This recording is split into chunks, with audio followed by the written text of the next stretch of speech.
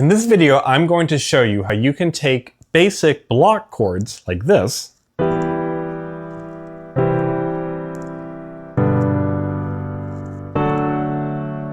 and instantly turn them into beautiful music like this.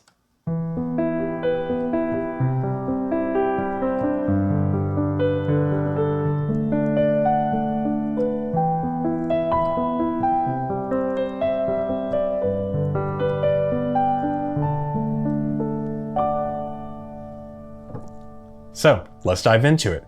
Let me first introduce myself really fast. If you don't know me, my name is Matt Hodge. For the last 15 years, I have been a music professor and a professional piano player, and I've worked with hundreds of students, and I love helping students discover their passion and joy for piano.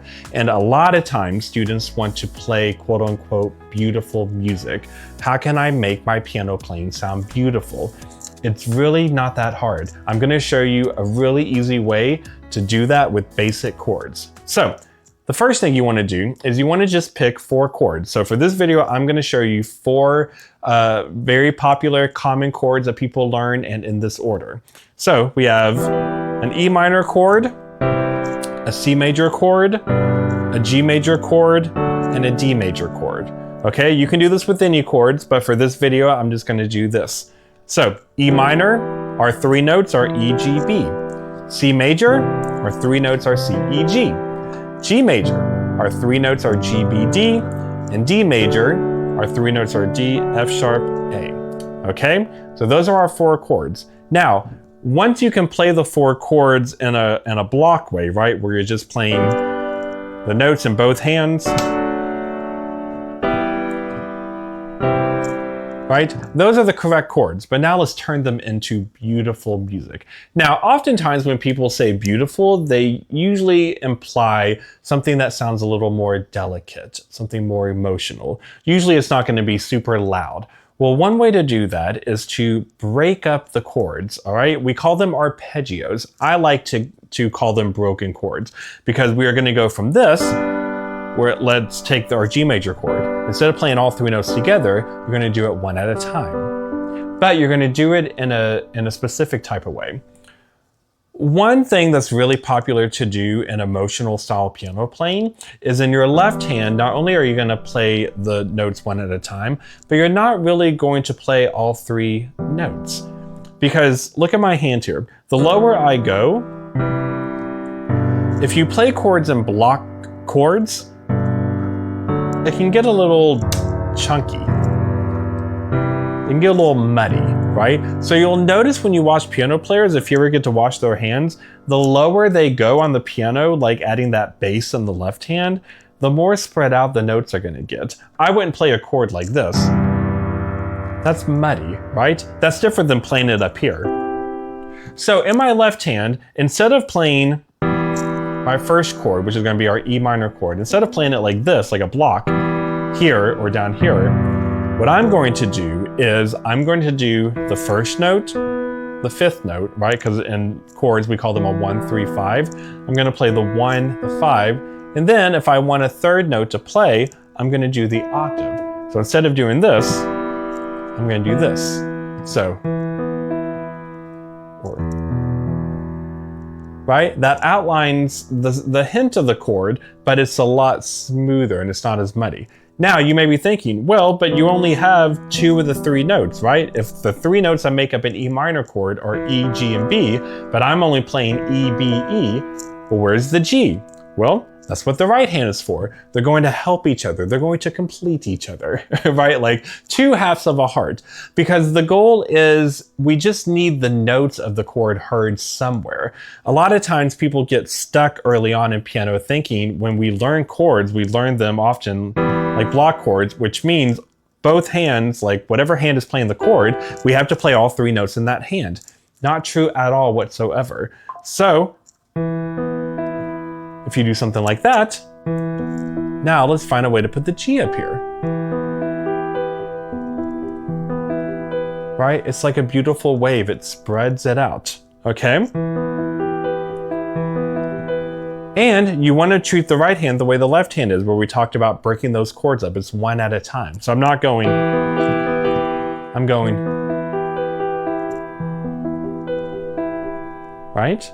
Now, same thing with the next chord. So C major. Instead of doing my chunky block chord in a muddy area, I'm not going to play all 3 notes. I'm going to take away that middle note and I'm going to do more of an open chord. So C, G, C. The 1 of the chord, the 5 of the chord, and then the 1 again, but higher. Which means I need to make sure that E that I took out is somewhere up here. Right? Same thing with the G major. I'm not going to go, I'm going to have these 3 notes. I'm going to take away that middle note so it's more open. Do one at a time. So I took away the B, so I'm going to make sure the B is somewhere in my right hand. All right, same thing with that D major chord. Instead of this, I'm going to keep it open. And that middle note, F sharp, I'm going to move up here somewhere. Right? As long as at some point you hit all 3 notes of the chord, somewhere it's going to help. But usually the middle note will work better in the right hand if you're trying to make it sound more delicate and beautiful. So if you start to do things like this,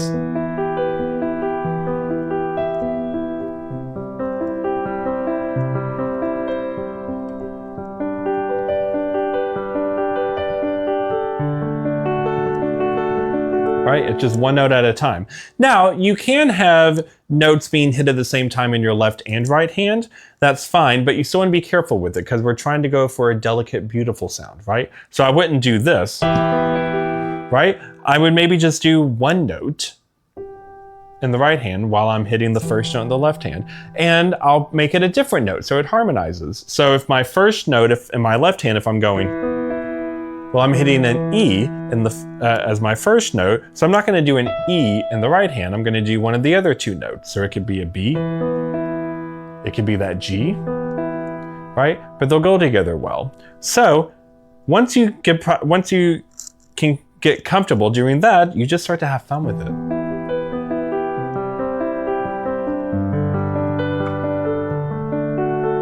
And it's up to you how fast or slow the chord progressions go. You can either do each chord once,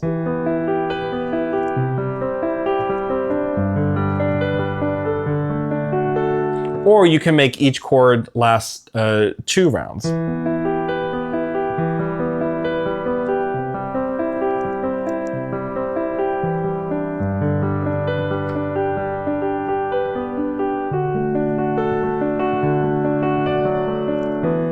Yeah. Now, if you slowed my left hand down, you may have noticed that time, every now and then I threw in that middle note that I took away, but it's still more delicate. It's all about balance. Then you can have fun also playing with what we call register, which is where on the piano, what octave are you playing? Because that's totally different, right? If I put stuff low, that gives it more of a moody sound. It has weight to it. Right? If I put it way up high,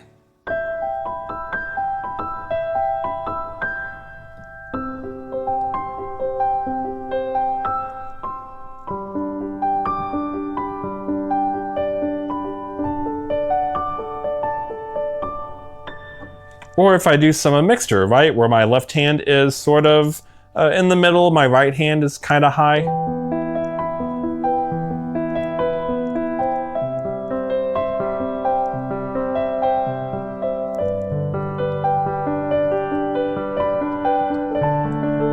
Isn't that beautiful? It transforms clunky basic chords into something that sounds beautiful, like a beautiful ballad or something out of a movie, very sentimental, cinematic, right? I would much rather, instead of doing,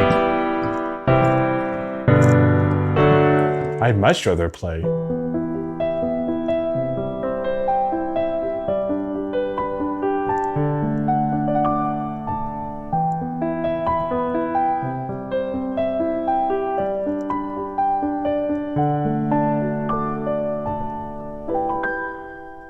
Right? Ooh, I love it, I love it. So we're not doing anything crazy complicated. It just sounds like you're doing more work than what you actually are. You're playing the same basic chords, all right? You're just breaking them up.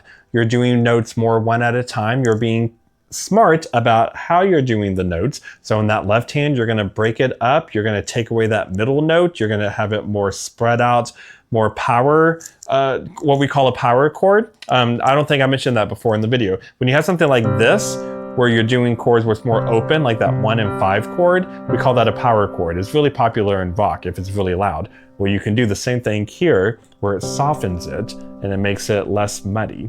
All right? And then between the two hands, you're creating the notes and the chords, and it starts to sound like beautiful music with a gentle touch. Okay, so I hope that helped. Let me know in the comments, what are some of your favorite chords to play? I love geeking out about chords. And if you want some more help, I have linked below a couple of documents that are totally free PDFs that I've created for piano students that I'm creating this beautiful YouTube community. One is a 24-page free PDF document that I call the ultimate intro guide to piano. And I walk through a bunch of stuff with chords and key signatures and scales. So if you need help figuring out different chords to practice this with, that's a great document for you. And I also have a free document where I give you my 10 tips of how to start to unlock your piano personality, because we want to be human beings playing piano, not robots.